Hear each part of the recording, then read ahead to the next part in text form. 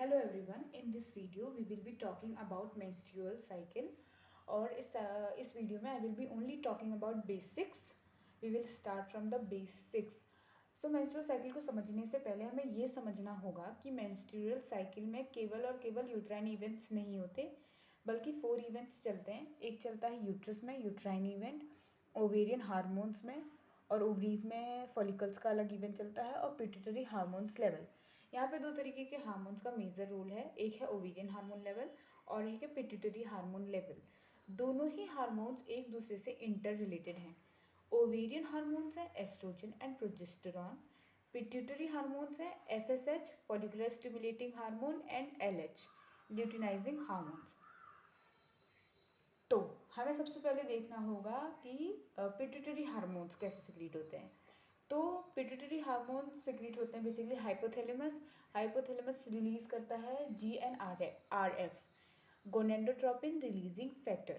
ये gonadotropin releasing factor जाता है एंटीरियर पिट्यूटरी में. एंटीरियर पिट्यूटरी को सिग्नल देता है कि अब आप FSH और LH को सिक्रीट करें.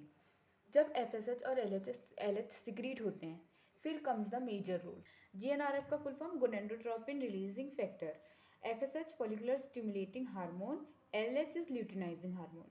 अब GnRF जो है हाइपोथैलेमस से सिक्रीट हुआ, इसने रेगुलेट किया synthesis of FSH and LH anterior pituitary को सिग्नल देकर.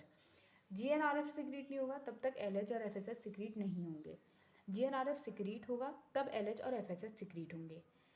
FSH फॉलिकुलर स्टिमुलेटिंग हार्मोन कहाँ से सिक्रीट हुआ? एंटीरियर पिट्यूटरी से सिक्रीट हुआ. ये स्टिमुलेट करेगा जो ओवेरियन इवेंट्स हैं इनको, मतलब यहाँ पे फॉलिकल्स की ग्रोथ को स्टिमुलेट करने का काम फॉलिकल स्टिमुलेटिंग हार्मोन करेगा. और ये इन्हीं फॉलिकल ओवेरियन फॉलिकल्स को बोलेगा कि आप एस्ट्रोजन को सिक्रीट करो. तो ये growing follicle developing follicles oestrogen secrete करेंगे. फिर है ल्यूटिनाइजिंग हार्मोन LH. LH कहाँ से सिक्रीट हुआ? एंटीरियर पिट्यूटरी से सिक्रीट हुआ. क्यों सिक्रीट हुआ? क्योंकि हाइपोथैलेमस ने सिग्नल दिया है एंटीरियर पिट्यूटरी को कि आप FSH और LH सिक्रीट करो, तब LH सिक्रीट हुआ. तो ल्यूटिनाइजिंग हार्मोन ने क्या किया? ओव्यूलेशन कॉज किया. जब LH सर्ज होगा तभी ओव्यूलेशन होगा, बिना LH सर्ज के ओव्यूलेशन नहीं होगा. और यही LH ल्यूटिनाइजिंग हार्मोन हमारे मेच्योर फॉलिकल को कॉर्पस ल्यूटियम में चेंज करता है. आफ्टर ओव्यूलेशन इसे कॉर्पस ल्यूटियम में यही चेंज करता है. और उसके बाद ये इसी कॉर्पस ल्यूटियम को सिग्नल देता है कि आप प्रोजेस्टेरॉन को सिक्रीट करो और लेस अमाउंट में एस्ट्रोजन को सिक्रीट करो. एस्ट्रोजन क्या करता है? एस्ट्रोजन सिक्रीट तो हुआ है डेवलपिंग फॉलिकल्स की वजह से बिकॉज ऑफ FSH, क्योंकि FSH ने डेवलपिंग फॉलिकल्स को बोला आप एस्ट्रोजन सिक्रीट करो. अब ये क्या करेगा? ये पॉलिफरेशन करेगा यूट्रस की वॉल्स का, एंडोमेट्रियम का, ये पॉलिफरेशन करेगा. और वहाँ पे ओवेरियन डेवलपिंग फॉलिकल्स ने तो एस्ट्रोजन सिक्रीट किया, ये एस्ट्रोजन इनकी मदद करेगा, इनको मेच्योर होने में भी ये हेल्प करेगा. दूसरी चीज़, जब ये एस्ट्रोजन का हाई लेवल होगा तभी LH सर्ज होगा, और जब LH सर्ज होगा तभी ओव्यूलेशन होगा, और ओव्यूलेशन होने के बाद कॉर्पस ल्यूटियम बनेगा तभी प्रोजेस्टेरॉन बनेगा. फिर है प्रोजेस्टेरॉन. प्रोजेस्टेरॉन कहाँ से सिक्रीट हुआ? कॉर्पस ल्यूटियम से. क्यों हुआ सिक्रीट? क्योंकि LH ने बोला प्रोजेस्टेरॉन को सिक्रीट करो. अब ये प्रोजेस्टेरॉन क्या करेगा? Further development of blood vessels करेगा.